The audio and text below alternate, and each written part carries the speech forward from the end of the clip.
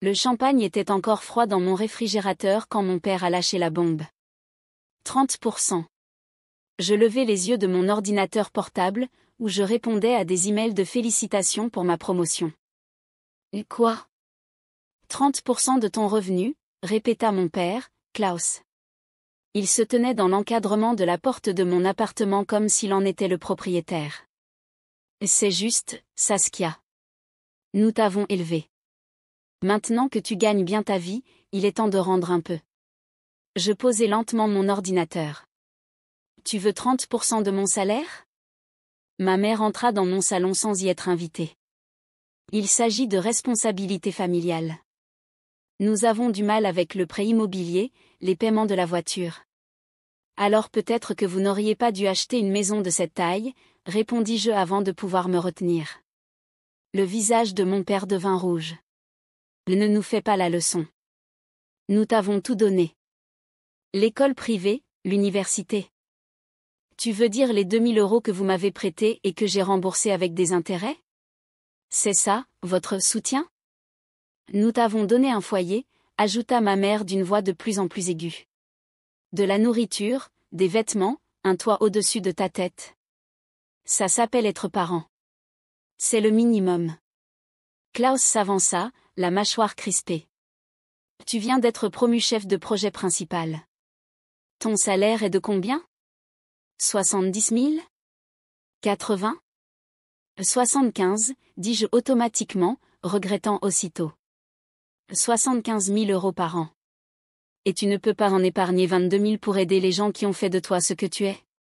C'est notre condition. Si tu veux rester membre de cette famille, être la bienvenue chez nous, au dîner de famille, tu contribues. Correctement. Je l'ai fixé. Et si je dis non? Le visage de ma mère se froissa, comme elle savait si bien le faire. Comment peux-tu même poser la question? Si tu dis non, interrompit mon père, alors tu n'es plus la bienvenue. C'est aussi simple que ça. La famille prend soin de la famille. L'appartement devint silencieux, à part le bourdonnement du réfrigérateur.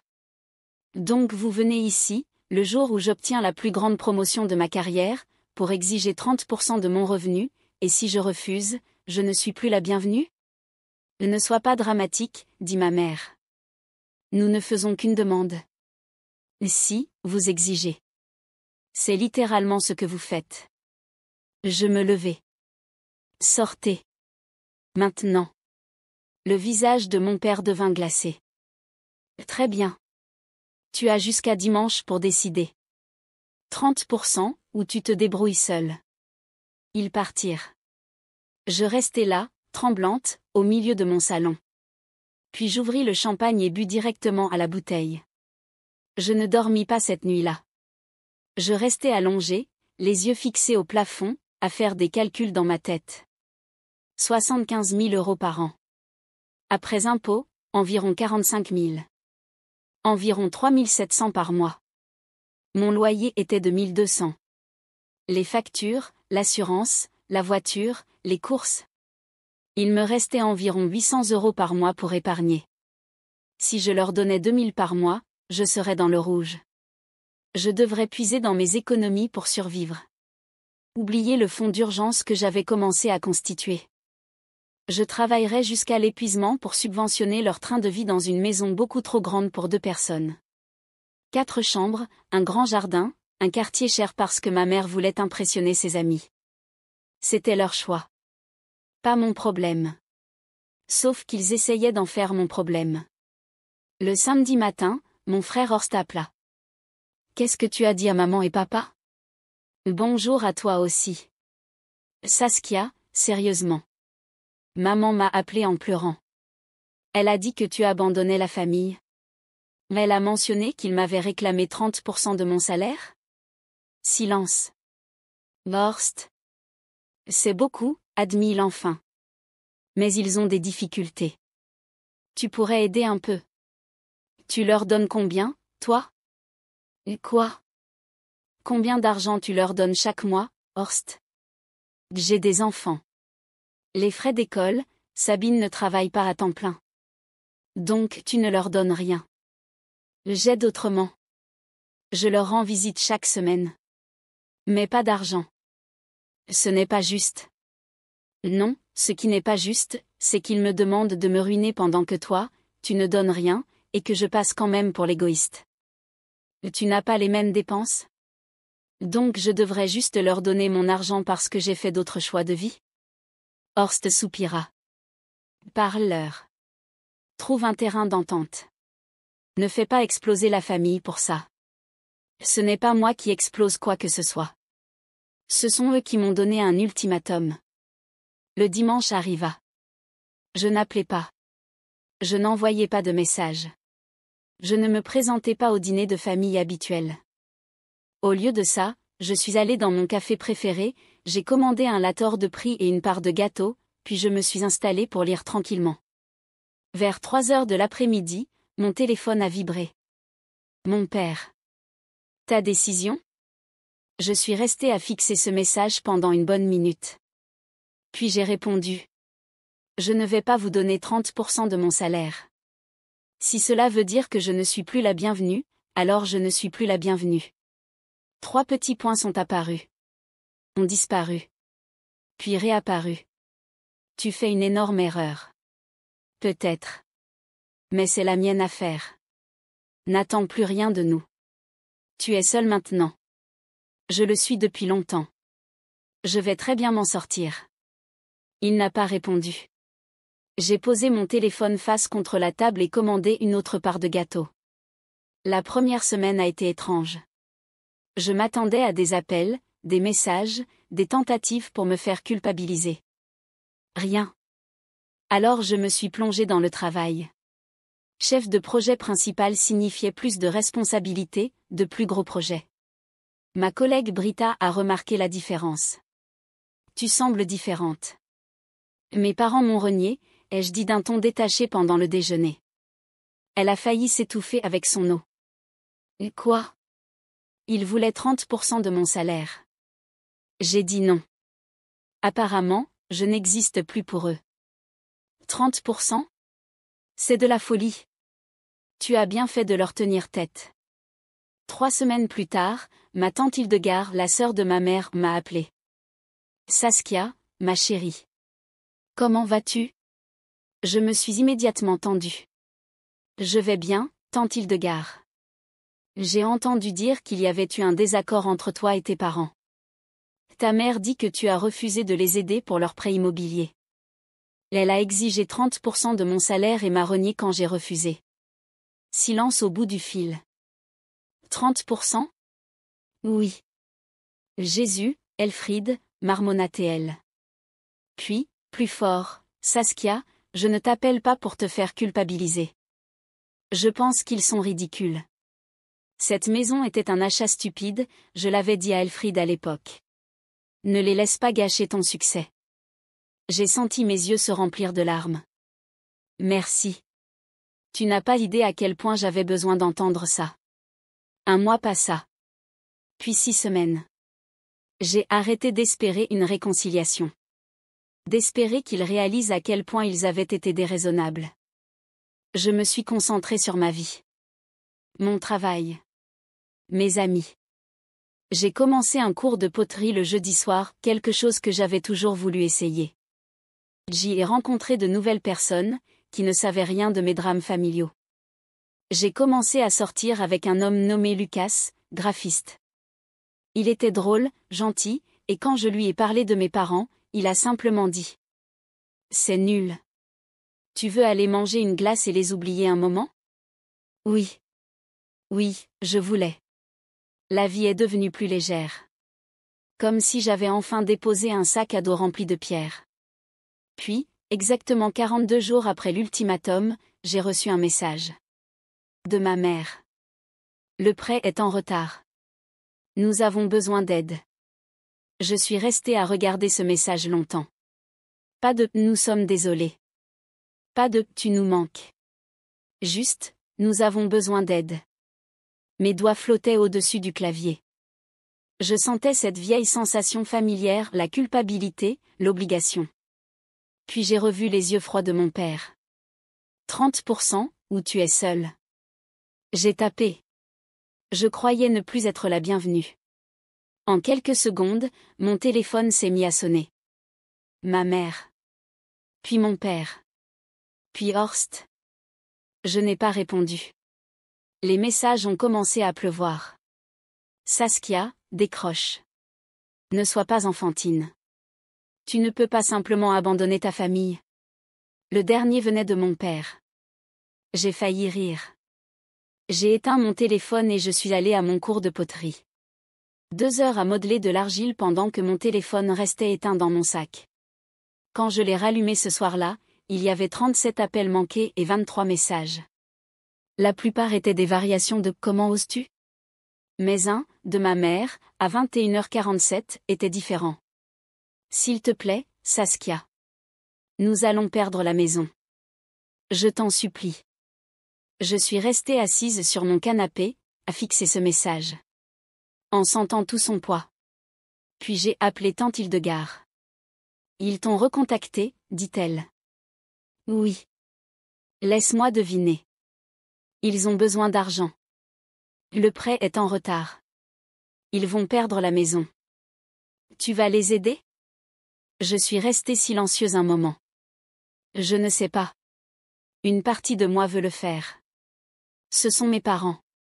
Mais ils t'ont renié parce que tu as refusé d'être leur distributeur automatique.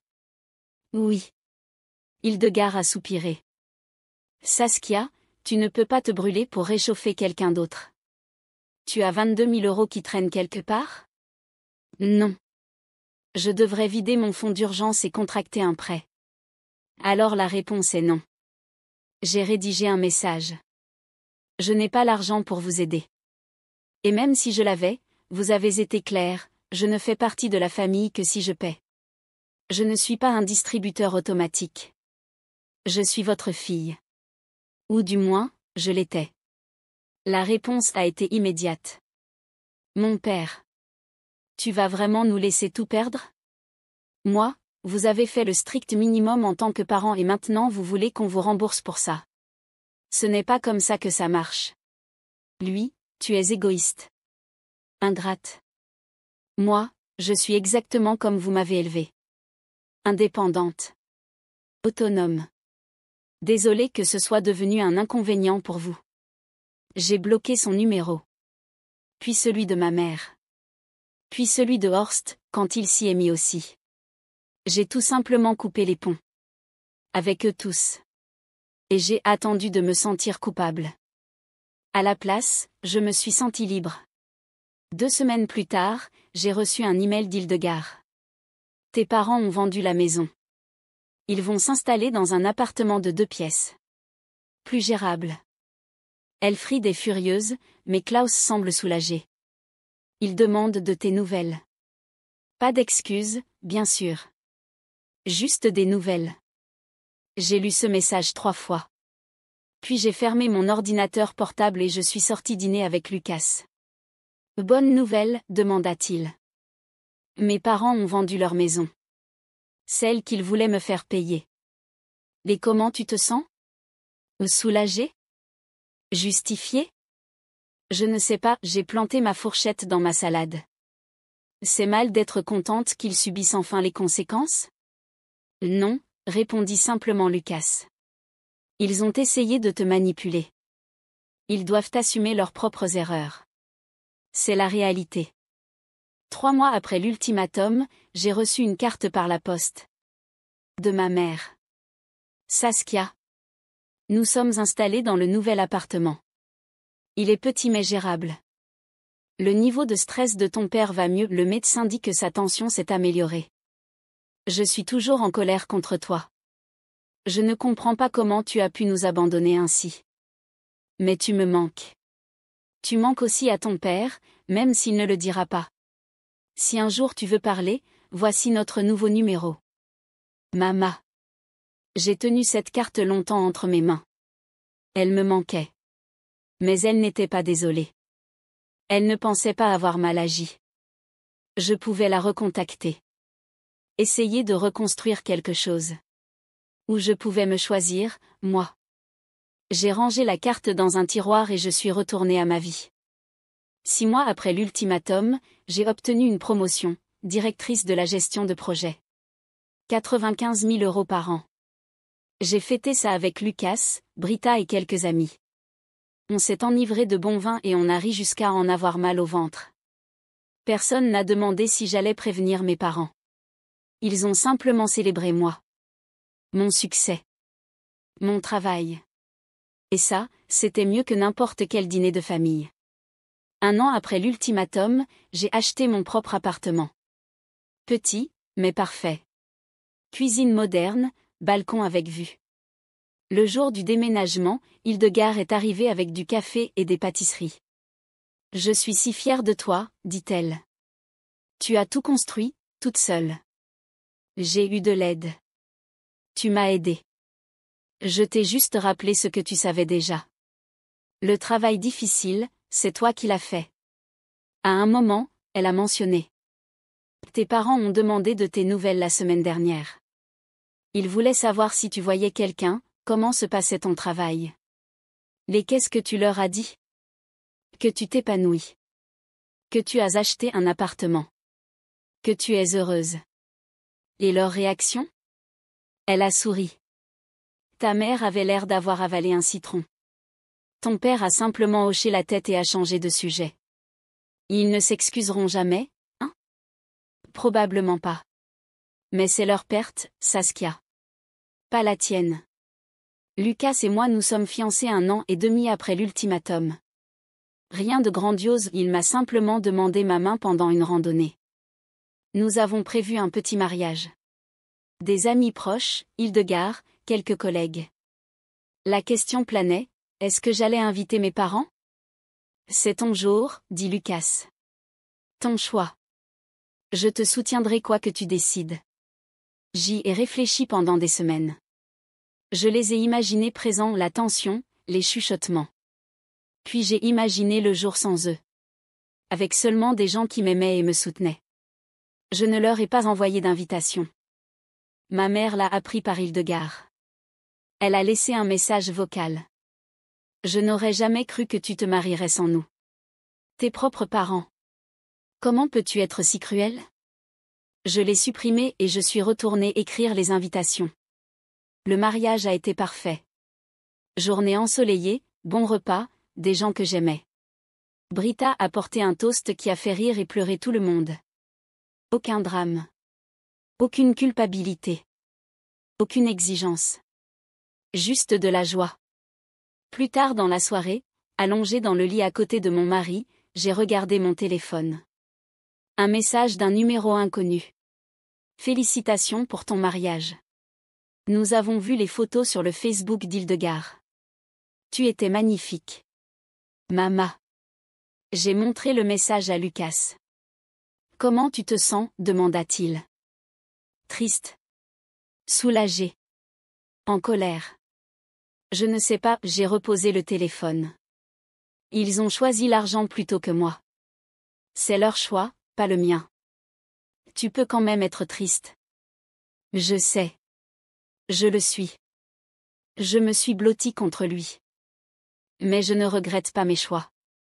2 ans après l'ultimatum, ma mère a appelé. D'un nouveau numéro, donc l'appel est passé. J'ai décroché sans réfléchir. Allô?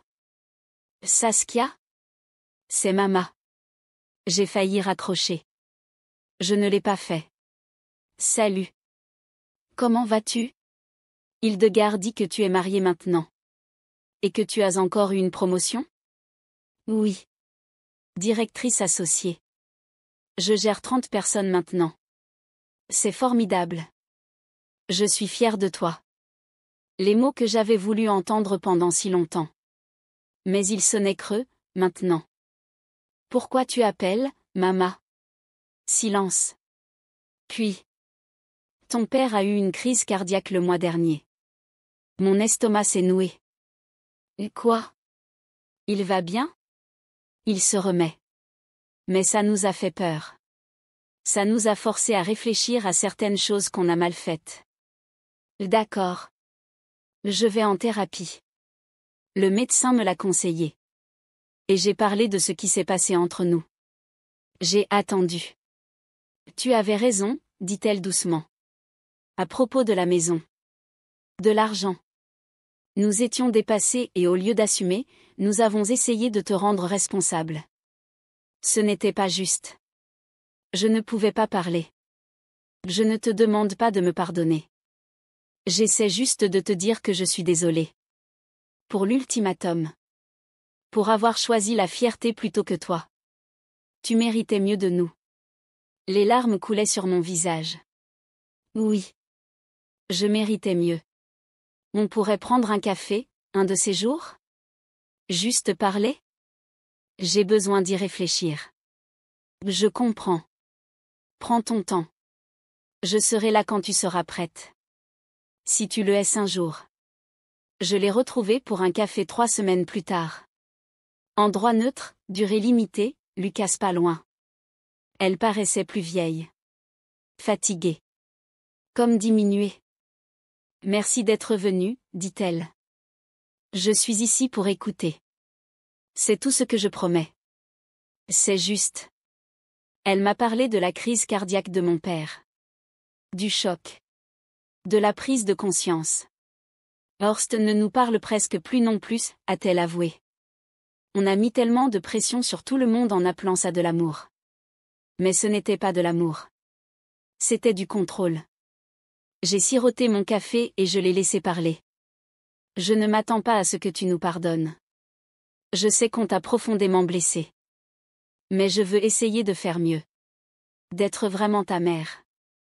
Ça prendra du temps, ai-je dit. Beaucoup de temps.